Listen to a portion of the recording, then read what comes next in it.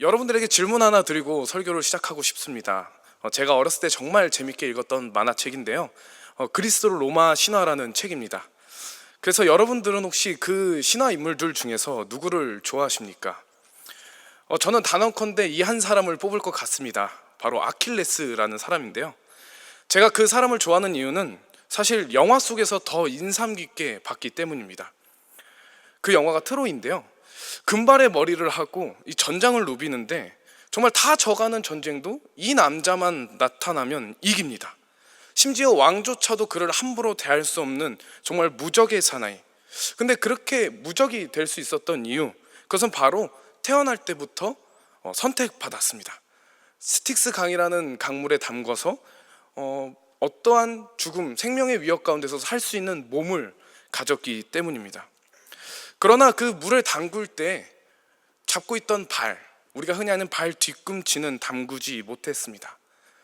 그래서 정말 이 전장을 누비는 이 한 사람, 져가는 전쟁도 이 사람만 등장하면 이기는 무적의 그 사나이가 이 말도 안 되는 이 뒤꿈치 때문에 짧은 생을 마감하게 됩니다. 그래서 우리는 이러한 약점과 같은 것을, 혹은 나를 붙잡는 것, 이것을 흔히 아킬레스 건과 같다라고 말합니다. 우리를 붙잡는 것, 아킬레스 건.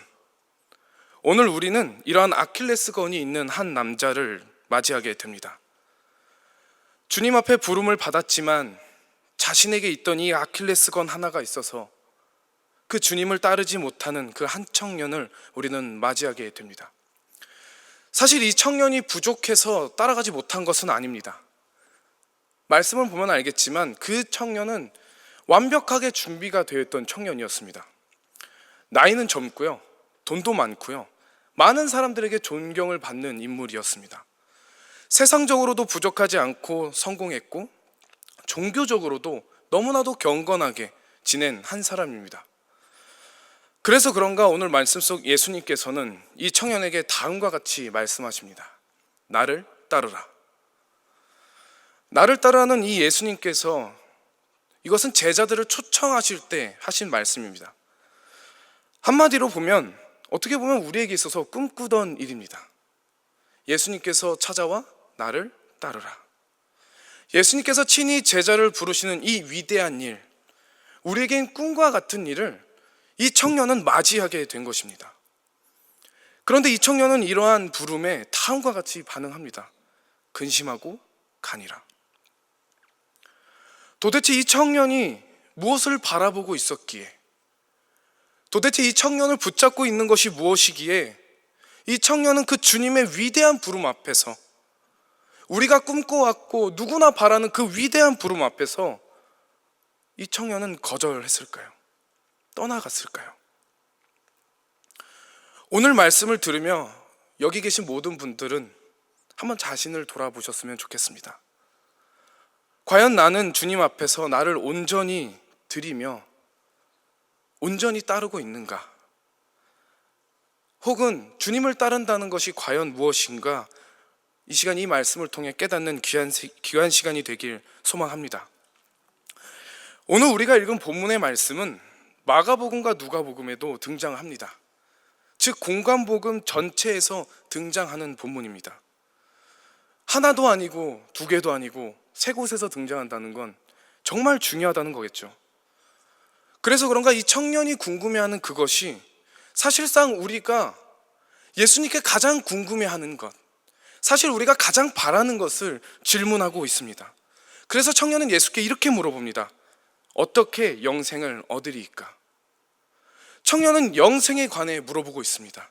즉, 어떻게 내가 해야지 영생을 얻는가? 어떻게 해야 내가 구원을 받는가?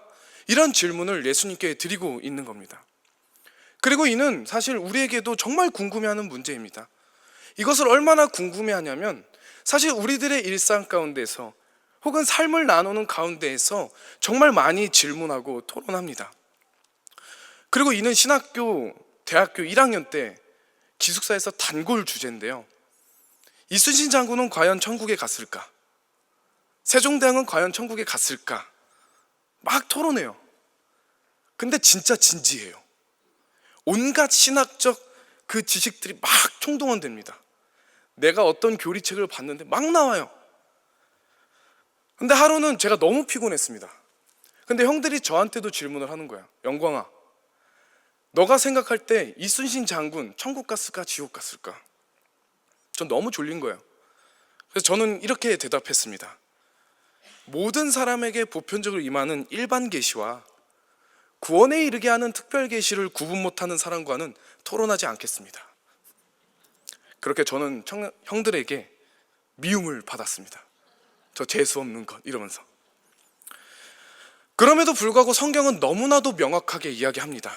영생, 즉 구원은 전적인 하나님의 은혜로 우리가 그 하나님의 은혜를 가지고 그리스도를 믿음으로 말미암아 얻을 수 있다는 것을 성경은 이야기합니다. 그리고 그것을 통해 우리가 들어갈 수 있는 곳 바로 천국입니다. 그런데 오늘 말씀 속 등장하는 이 부자 청년은 이 사실을 모르고 있습니다. 그는 그저 자신의 노력으로 자신이 경건을 추구할수록 이 천국에 가까이 갈 수 있다고, 영생에 가까이 갈 수 있다고 생각하고 있습니다. 한마디로 이 청년은 복음을 모릅니다. 복음의 비밀을 알지 못해요. 그래서 예수님이 너무나도 마음이 아팠나 봐요. 이 청년에게 이렇게 말씀하세요. 어찌하여 선한 일을 내게 묻느냐? 선한 이는 오직 한 분이시라. 예수님께서 무엇을 말씀하신 걸까요? 그것은 바로 이 청년이 가지고 있던 생각을 전면적으로 부딪히는 말씀을, 전면적으로 거부하는 말씀을 하신 거예요. 앞서 청년은 예수님을 선생님이요, 랍비라고 불렀습니다. 이는 아직 청년이 예수님을 진정한 하나님의 아들이심을 모르고 있다는 겁니다. 그저 자기가 들은 소문에 의하면 이 사람이 많은 기적을 행하고, 그저 들은 소문에 의하면 이 사람이 비범한 능력이 있어 마치 선지자 같으니까 찾아와 물어본 거예요. 그리고 말하는 거죠. 저도 당신처럼 선해요. 율법을 저는 다 지켰어요. 저도 선해요. 그때 예수님이 이렇게 말씀하신 거예요. 어찌하여 선한 일을 내게 묻느냐? 선한 이는 오직 한 분이시라. 이 청년에게 복음을 말씀하고 계신 겁니다. 그리고 이 예수님께서는 계명을 지킬 것을 더해서 이야기하십니다. 그러나 사실 그 청년은 계명을 정말 잘 알고 있었을 거예요. 그래서 되묻는 그의 예수님의 말에 자신감이 가득 들어 있었어요. 예수님께서는 말씀하시죠. 살인하지 말라, 간음하지 말라, 도둑질하지 말라, 거짓 증언하지 말라, 부모를 공경해라, 그리고 이웃을 내 몸과 같이 사랑해라. 근데 예수님이 이 말이 떨어지기 무섭게 청년은 말해요. 마치 이 모든 것을 예상하고 있다는 듯이 말해요. 나 그거 다 지켰어요. 예수님, 저는 그걸 다 지켰어요. 제가 뭘 더 합니까? 말하고 있는 거예요. 여기까지만 본다면 이 청년은 사실상 지금까지의 제자들하고는 차원이 다른 사람이에요. 너무나도 준비가 되어 있는 사람이에요. 그런데 사실 우리가 말씀을 잘 보면 이 청년은 율법을 하나도 지키지 못하고 있었어요.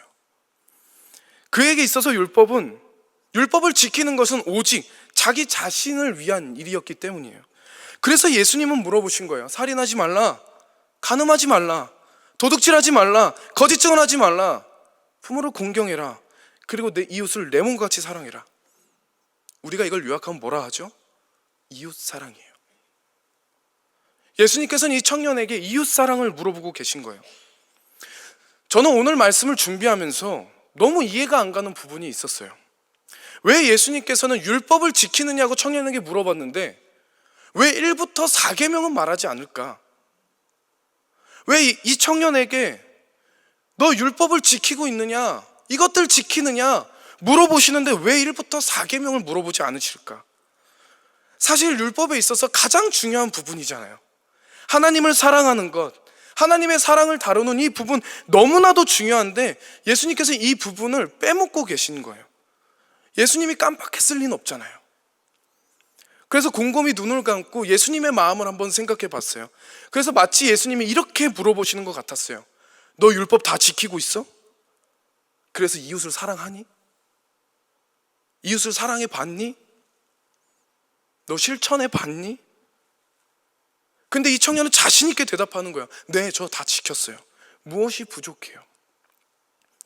그러나 사실 이 청년은 지키지 않았어요.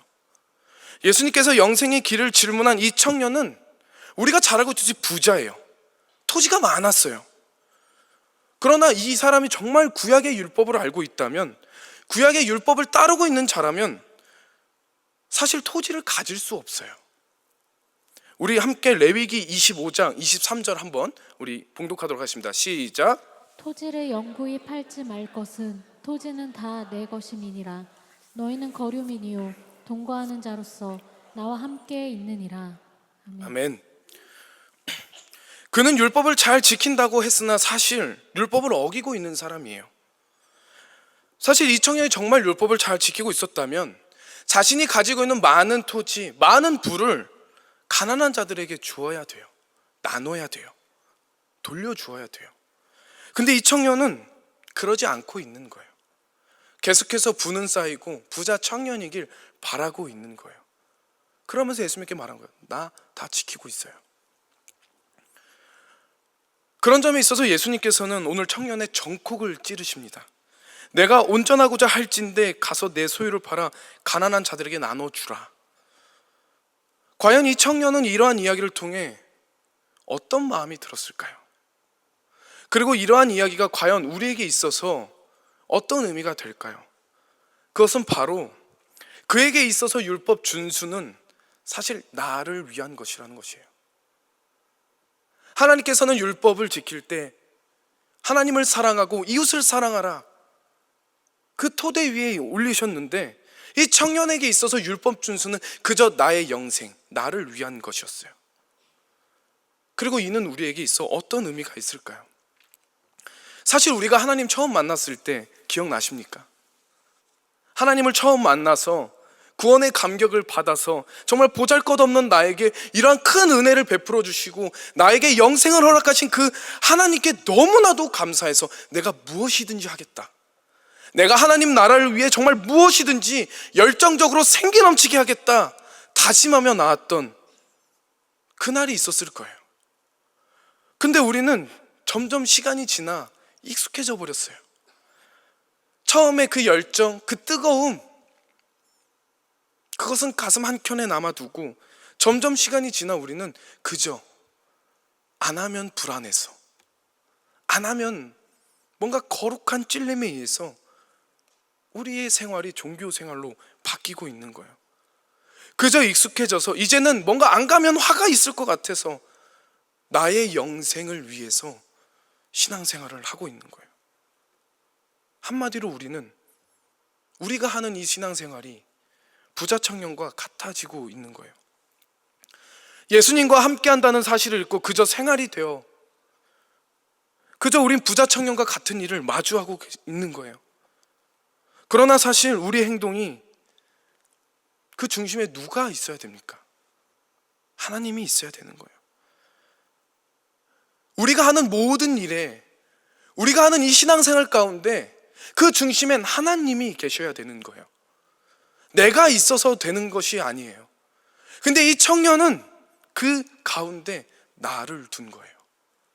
내가 영생을 얻기 위해서 무엇을 해야 됩니까?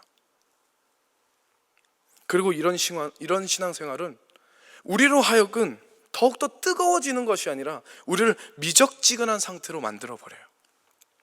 제가 아주 재밌게 읽었던 책들 중에 하나를 뽑자면 스크루테이프의 편지라는 책이 있어요. 정말 재밌고 정말 창의적인 책이거든요. 여러분도 한번 읽기를 소망합니다. 근데 이 책이 정말 재밌는 점은 이거는 신앙생활에 관한 책인데 주체가 악마예요. 고참 악마 스크루테이프가 신참 악마 위무드에게 쓴 31통의 편지를 담아놓은 거예요. 그래서 거기 안에 뭐가 담아있냐면 신앙생활하는 우리들을 넘어뜨리는 고참 악마의 지혜가 담겨 있어요. 적을 알고 나를 알면 지피지기도 백전백승. 이걸 읽으면 우리 신앙생활의 문제점을 바로 받아들일 수 있어요. 근데 그 중에서 제가 제일 소름 돋았던 부분이 바로 이 부분이었어요. 미적지근하게 만들어라. 이것이 무엇이냐? 예를 들면 이거예요. 성도들의 기도하는 것을 막을 수 없다면 기도하게 해라. 근데 스스로 감정에 충만한 기도만 하게 해라. 자기 자신을 위한, 스스로를 위한 기도에 빠지게 해라. 그리고 또 다른 것은 전쟁과 공포, 나의 위험이 아니라 세속 속에서 편하게 살게 해라. 그리고 또 다른 예로 교회에 못 가게 하는 것이 불가능하거든 교회에 가게 해라.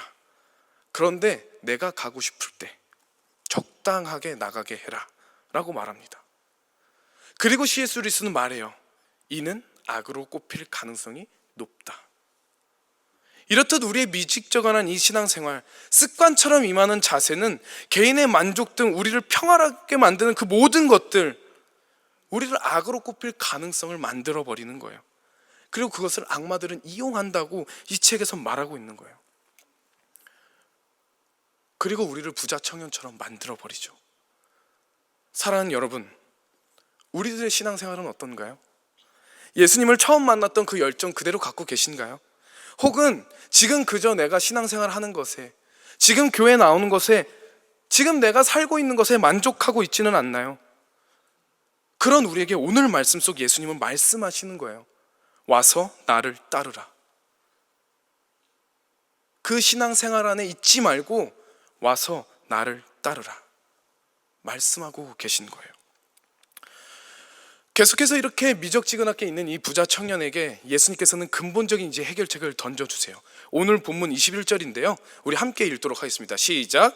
예수께서 이르시되 내가 온전하고자 할진대 가서 내 소유를 팔아 가난한 자들에게 주라. 그리하면 하늘에서 보화가 내게 있으리라. 그리고 와서 나를 따르라 하시니. 아멘. 예수님께서는 그의 소유를 다 팔고 따라올 것을 말씀하고 있습니다. 예수님은 그 청년의 근본적인 문제를 알고 있었어요. 그에게 있어서 물질은 그 자신이라는 것을, 그에게 있어서 물질은 우상이라는 사실을 너무나도 잘 알고 있었기 때문에 예수님께서는 그 청년에게 말씀하신 거예요. 하나님 사랑을 위해 나아가기 위해선 너의 발 뒤꿈치를 잡고 있는 그것을 버려야 한다는 것을. 그래서 말씀하시는 거예요. 다 팔고 나를 따르라. 근데 이 청년은 어떻죠? 고민이 되는 거예요. 내가 예수님을 따를 것인가, 아니면 내 생각대로 살 것인가? 하늘의 보화를 추구하며 나아갈 것인가, 아니면 이 땅의 재물을 추구하며 살 것인가? 내가 예수님의 제자로 살 것인가, 아니면 지금처럼 그저 율법을 지키는 종교 생활로 남을 것인가? 고민하는 거예요. 근심하는 거예요. 그리고 결국 그는 가요. 마가복음은 그가 어떤 기색으로 가냐 말하냐면 슬픈 기색을 띠고 간다고 말해요. 예수님의 그 위대한 부르심 앞에 자신을 막아버린 그 한 가지, 예수님의 그 위대한 부르심에 내 발 뒤꿈치를 붙잡힌 그 한 가지, 그것을 포기하지 못하고 붙잡혀 버린 거예요. 무너져 버린 거예요. 그리고 슬퍼 돌아가는 거예요. 저는 이 말씀을 묵상하면서 사실 참 감사함을 느꼈어요. 왜냐하면 저는 부자가 아니거든요. 부자가 아니라서 사실 오늘 청년처럼 제가 수협이 끝나고 나갔는데 갑자기 예수님 딱 오셨는데 나를 따르라면 저는 갈 수 있을 것 같아요. 영광아 너의 소유를 다 팔고 나를 따르라. 네 하고 갈 수 있을 것 같아요. 근데 진짜 갈 수 있을까요? 근데 진짜 예수님의 그 부르심에 제가 갈 수 있을까요? 사실은 아니에요. 사실 오늘 말씀에서 우리에게 말하고자 하는, 우리가 얼마나 많은 재물을 갖고 있느냐, 우리가 얼마나 많이 가졌느냐가 아니라 우리가 얼마나 많은 것에 붙잡혀 있느냐, 우리가 얼마나 많은 것에 붙잡혀 있느냐, 너를 붙잡고 있는 게 무엇이냐, 그것을 말하고 있는 거예요. 저는 이와 같은 일이 하나 있었는데 교회에서 저를 정말 잘 따르는 아기 한 명이 있어요. 나이는 이제 한 6세쯤 되는데 저를 보면 늘 환하게 웃어줘요. 그리고 웃고 뛰어와 안아줘요. 가끔씩은 제 귓가에 말해요. 아빠라고. 뭔가 제가 아빠가 된 것 같아요. 그러면서 한마디 더 해요. 깎아사줘. 지갑이 절로 열립니다. 그래서 제가 하나를 사줬어요. 근데 문득 궁금한 거예요. 얘가 나를 얼마나 사랑할까? 얘가 나를 얼마나 아낄까? 그런 생각이 드는 거예요. 그래서 그 하나 사준 과자를 옆에서 이제 저도 한마디 했습니다. 아, 하나만 줘봐. 근데 아이가 안 주는 거예요. 그래서 오케이, 두고 봐라. 제가 원하는 과자 하나를 더 사다 줬어요. 2개가 됐어요. 이제 되지 않을까 하고 다시 옆에서 한 입만 줘봐. 안 된대요. 자기가 이거 너무 좋아하는 거라서 줄 수가 없대요. 그래서 이번에 오케이, 이번에 손을 잡고 다시 마트로 갔습니다. 하나 더 집어, 너가 진짜 원하는 거. 그랬더니 그 아이가 젤리 하나를 집더라고요. 그리고 가서 다시 책상 자리에 앉고 다시 제가 물어봤어요. 한 입만, 3개면 가능하지 않을까? 사실 3개면 줄만 하잖아요. 근데 아이가 줬을까요? 안 줬을까요? 안 줬어요. 안 주면서 하는 말이 저에게 있어 더 상처였어요. 나 이거 정말 좋아하는 거라 안 돼. 전도사님도 가서 사 먹어. 제가 사준 거라는 생각이 들면서 그 아이에게 너무나도 서운함이 느껴지는 거예요. 사랑하는 여러분, 오늘 우리에게 이 말씀이 하시는 말씀이 바로 이것이에요. 우리가 얼마나 가지고 있느냐는 중요하지 않아요. 내가 많은 것을 가지고 있든 적은 것을 가지고 있든 중요하지 않다는 거예요. 우리가 얼마나 많은 것에, 지금 내가 가지고 있는 것이 적든지 많든지 그것이 너를 붙잡고 있느냐 안 붙잡고 있느냐, 그것을 말하고 있는 거예요. 그것이 네 것이냐 내 것이냐 하는 그 생각에 문제가 있다고 말하는 겁니다. 그래서 예수님이 청년에게 물어보신 거예요. 너를 붙잡고 있는 그것 알고 있니? 너를 붙잡고 있는 그것을 내려놓고 나를 따라올 수 있겠니? 너가 너 인생의 전부라고 생각하는 그것을 두고 나를 따라올 수 있겠니? 물어보시는 거예요. 그리고 사실 율법을 잘 알고 평생 그것을 따르던 자라면 알고 있듯이 사실 이 모든 것이 하나님의 것이라는 것을 알고 있었을 텐데 그 청년은 그것을 잊고 돌아간 거예요. 거기에 붙잡혀 버린 거예요. 사랑하는 여러분, 십계명 1계명이 무엇입니까? 너는 나 외에 다른 신을 두지 말라. 우리는 하나님을 겸하여 다른 것을 섬길 수 없습니다. 우리는 하나님을 겸하여 다른 것을 붙잡고 있을 수 없습니다. 우리는 하나님을 겸하여 다른 것을 붙잡고 있을 수 없습니다. 부자 청년은 그것을 실패한 거예요. 그것에 실패한 거예요. 그것이 하나님 사랑의 시작인데, 그것이 하나님을 사랑하는 길의 시작인데 그 부자 청년은 실패한 거예요. 그러면 이제 우리는 한 가지 질문이 생겨요. 다 알았어. 어떤 게 하나님을 따르는 길인지 다 알겠어. 그러면 주님을 따르면 어떻게 될까? 예수님께서 나를 따르라 하시는 그 말씀에 네 하고 따라가면 어떻게 될까라는 질문이 생겨요. 그러나 우리가 분명하게 알 수 있는 것은 그 부자 청년이 자신의 소유를 다 팔고 예수님을 따른다면 그의 삶은 가난해질 거예요. 예수님을 따른다 하고 모든 것을 버리고 따라 복음을 전하는 삶을 살았다면 그는 환대받지 못하고 천대받았을 거예요.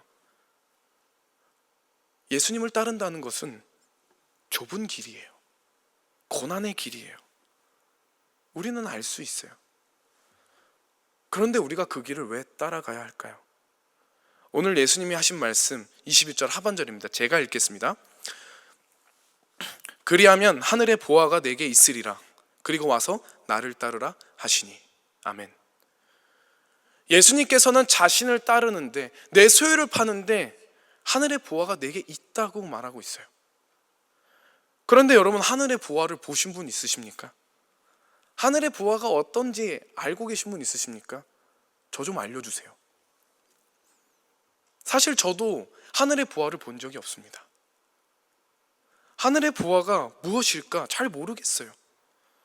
그래서 그런가 예수님을 따르는 그 말에 고난이 먼저 보여요. 그래서 그 고난 앞에 내가 한없이 작아져요. 그 고난 앞에 내가 못 갈 것만 같아요. 그런데 정말 중요한 것은 이 나를 따르라고 말했던 그 제자들도 사실 한 번의 실패를 했잖아요. 예수님의 죽음을 보고 도망갔어요. 그런데 그들은 부활한 예수님을 만나고 변한 거예요. 자신의 목숨을 버리면서까지 자신의 목숨을 아까이 여기지 않고 예수님과 함께 다녔던 그때의 고난의 길을 선택하며 이 제자들은 다시 걸어가요. 어떻게 가능할까요? 저는 단언컨대 믿어요. 제자들은 부활의 예수님을 통해 하늘의 부활을 맛봤을 거예요. 제자들의 분명한 것은 그 부활한 예수님을 만났고 그 부활한 예수님을 통해서 우리가 받을 하늘의 그 부활을 맛보았을 거예요. 영생을 보았을 거예요. 사랑하는 여러분, 나를 따르라는 그 예수님의 말에 우리의 눈은 여전히 좁은 길을 보아요. 고난의 길을 보고 있어요. 그러나 우리가 분명한 것은, 우리에게 있어서 하나님께서 약속하신 것은 그 길을 따르는 자에게는 반드시 하늘의 보화가 있다는 거예요. 반드시 우리가 가는 그 길 가운데 하늘의 보화를 볼 것이고 우리는 경험할 거예요. 그리고 우리는 그때 경험할 거예요. 나를 붙잡고 있던 그 아킬레스건, 나를 붙잡고 나를 자유롭게 하지 못하는 그 아킬레스건과 같은 것에서 자유할 수 있음을, 벗어날 수 있음을 우리는 느낄 수 있을 거예요. 오늘 말씀 정리해 보려고 해요. 오늘 우리는 공간복음서 전체가 다루고 있는 이 부자 청년의 이야기를 통해서 하나님 사랑과 이웃 사랑, 이 두 가지 키워드를 보았어요. 결국 우리가 미적지근한 신앙생활로부터 율법을 다 지키기 위해선 이 이웃 사랑도 실천해야 함을, 그리고 그 청년이 자신의 심취하여 율법을 다 지켰다고 말하지만 결국 다 지키지 못했다는 그 현실, 그리고 그것이 우리의 삶이라는 것을 우리가 한 번 더 보게 됐어요. 그리고 그는 거기에 더불어서 하나님을 사랑하라는 율법마저 지키지 않고 있었어요. 그런데 그런 그에게 예수님께서는 지금 초청하시는 거예요. 나를 따르라. 나를 따라오라. 비록 나를 따르면 힘든 길, 좁은 길처럼 보일 수 있어. 고난의 길일 수 있어. 내가 걸어갈 수 없을 것만 같이 느껴질 수 있어. 그러나 나는 너와 함께 하겠다. 너를 올바른 길로 인도하겠다. 너가 영생이 무엇인지 궁금했지? 그것을 알게 해주겠다. 그러니 나를 따르라 하시는 거예요. 사랑하는 여러분, 주를 따르면 영생을 맛볼 수 있습니다. 주를 따르면 구원을 받을 수 있습니다. 주를 따르면 자유해질 수 있습니다. 우리 사랑하는 우리 용인체육회 성도 여러분은 주를 따르는, 하늘의 보화를 보고 이 땅의 고난과 이 땅의 그 좁은 길을 바라보는 것이 아니라 그 하늘의 보화를 맛보며 주를 따르는 우리 귀한 성도분들 되길 소망합니다.